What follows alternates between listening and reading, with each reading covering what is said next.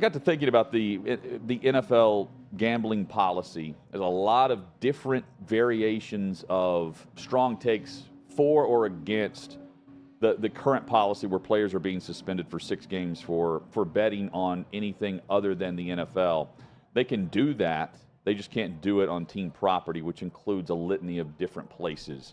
Wi-Fi, for instance, if you're using that while sitting in the facility's parking lot, you can't do that. And while I agree with the NFL policy on betting on the league, there is this I believe a universal understanding that a 1-year suspension, even though technically it's indefinite, they can apply for reinstatement whenever the new league year is about to begin. Calvin Ridley did that. He was reinstated. He was then reinstated with Jacksonville, not Atlanta. This is happening across all platforms, sports, leagues, whatever. If this happened in Major League Baseball, how would this be treated versus how it is treated in the NFL? We're still living in a sports landscape where Pete Rose is banned for betting on the Reds. Meanwhile, you've got players that are betting on the NFL, in some cases, Calvin Ridley, betting on his team as part of a parlay, and the 1-year suspension, which I have no problem with, seems validated and warranted, and it fits whatever's going on here because you want to uphold the integrity of the league. But isn't that what Major League Baseball proponents say about what took place with Pete Rose? And it's not just Pete Rose. If it happened with a player today, I'm curious how it would be handled because they have to follow whatever they've been standing up to with the whole Rose saga. And we know it's happening. It's happening on a much larger scale, and it would be treated way different in reaction in the media compared to, again, I'm not for coming over the top for guys that are betting on the league. I think the 1-year suspension without pay is fine. That's punitive. But far too punitive is what we would see in Major League Baseball if this went down. And Pete Rose only bet on his team. He didn't bet against his team that he was managing in with the Reds at the time. So, he How wasn't. do you think it would be? He wasn't throwing games. What do you think the response would be? If that happened today in baseball, or we talking about with football? If Acuna was found that he was betting on Major League Baseball on an app, betting on the Braves to win. Like, how would that be treated in the realm of how dare you try to change the history and the stats of the game, versus the way things are handled in the NFL? And by the way, it also goes for PEDs. It's a really good question. 6-game suspension. It's not looked as though you're never getting into the Hall of Fame. I think it's a really good question. I think probably most leagues will handle suspensions similar to the NFL.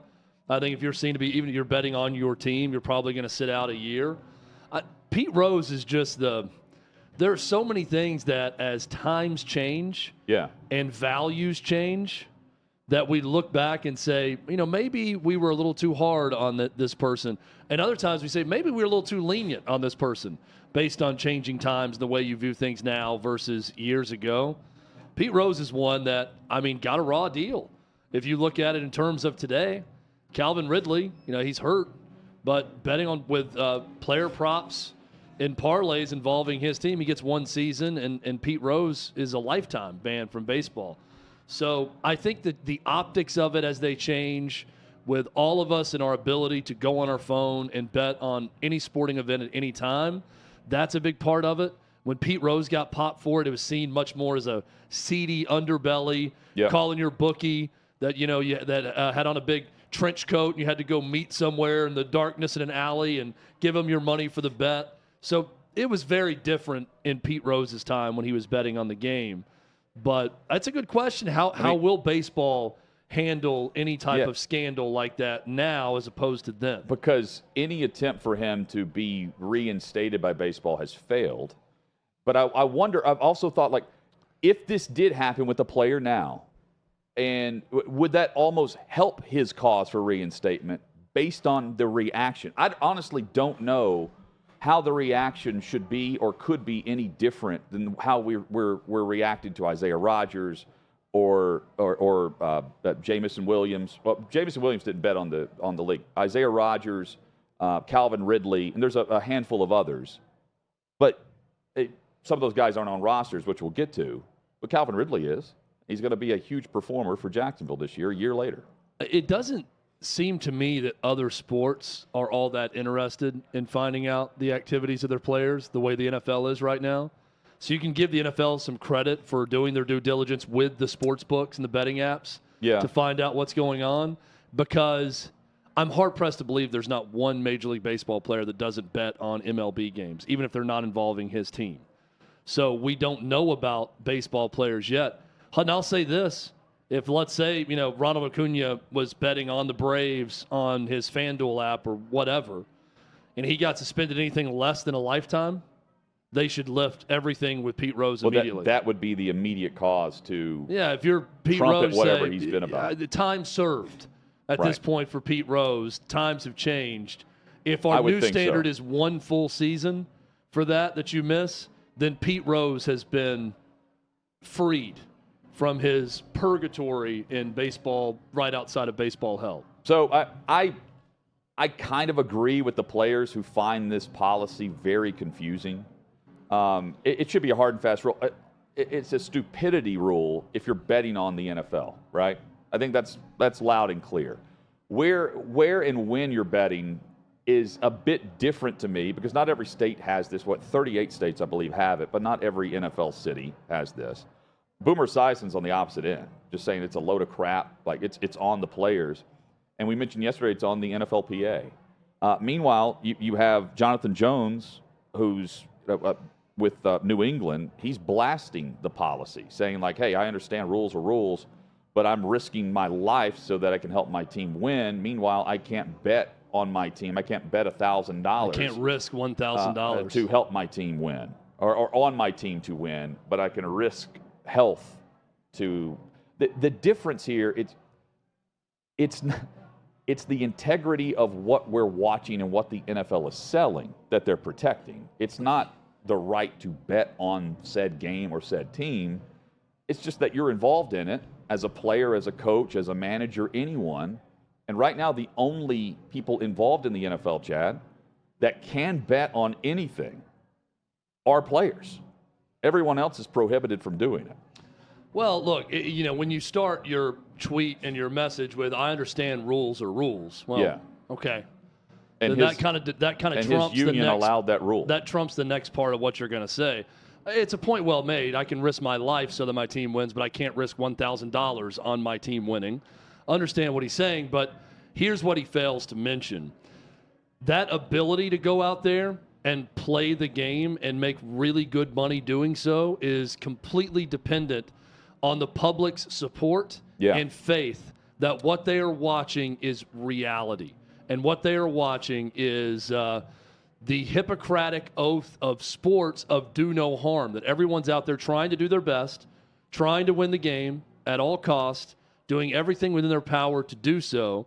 And the moment that there is any inkling of impropriety, his ability to make money as a player goes down. Everyone else in the league's ability to make money as a player goes down. Mm-hmm. Coaches' salaries go down. Roger Goodell's enormous paycheck he gets every year goes down. Everyone's affected. Owners are affected. So it's just a no-no. You can't do anything that's going to hit at the integrity of the league. Now, Boomer Esiason sounds like a boomer in what he's saying about these young kids and not knowing. I love this part of the quote, though, Hutton. He says, for the players out there saying, I don't know the rules, that's BS. I do know that the NFLPA should be putting it into their union members' heads. You can't do this. Here are the rules. We'll send them to you 1,000 different ways. Email, text, TikTok, social media, whatever the hell else. DMs. We'll slide into your DMs the rules so you know what the hell is going on. Because that's where you spend most of your day anyway, in your freaking phone, he's saying to players. I think it's pretty funny. It is very much an old man take of what he's saying about guys not knowing the rules. I get it. Like it is on them ultimately to do it. I also think the NFLPA has failed them. If this is just sent in mass emails and you don't know if someone read it or not, if they understood not to bet on the league but didn't understand the team bus and all that stuff. But ultimately, just eliminate a lot of this confusion by doing what, Hutton? What we've said over and over. It's don't bet on the league. Yes, just make it illegal to bet on the NFL because no one ultimately cares about an NFL player betting on a PGA Tour event, as an example. And 6 games for betting on anything outside of the league is extremely punitive. And again, they can do it at their home. They can do it anywhere. They just can't do it at a team facility or a place while traveling with the team or at a team hotel. And they had Brady cut a video for everyone to watch. It is 6 games is the same length that DeAndre Hopkins received for a PED pop last year. Cam Robinson received a 4-game suspension for violating the PED policy, and that came down yesterday. While in theory, yes, the PED test should impact a player more than betting on the UFC. The problem with the policy is not with the league. The problem with the gambling policy is that, in reading up on this, the NFLPA just said, hey, NFL, we're not going to collectively bargain this punishment. Just let us know what the punishment's going to be because we're all going to rake in the money through the advertising dollars and what have you. The other part, the PED testing and the violations, that is collectively bargained. First time you test is up to a 6-game suspension. Normally it's a 4-game suspension. Second violation, 10 games. Third violation is season long but can be up to 2 years. Meanwhile, they've practically done away with the marijuana testing. They're testing for it, but you're not sitting out games for it. And I mean, it's a stupidity test because between the months of April 20th and August 9th, they're not tested for drugs. So guess what? When you arrive at training camp on August 9th, you're going to have a piss test. It's a stupidity test based on that. But that's bargained through the PA. Meanwhile, they let the NFL come up with whatever they wanted here. And unfortunately for some of the players, there's tons of confusion. There's probably plenty more of players that are doing it but haven't been caught yet.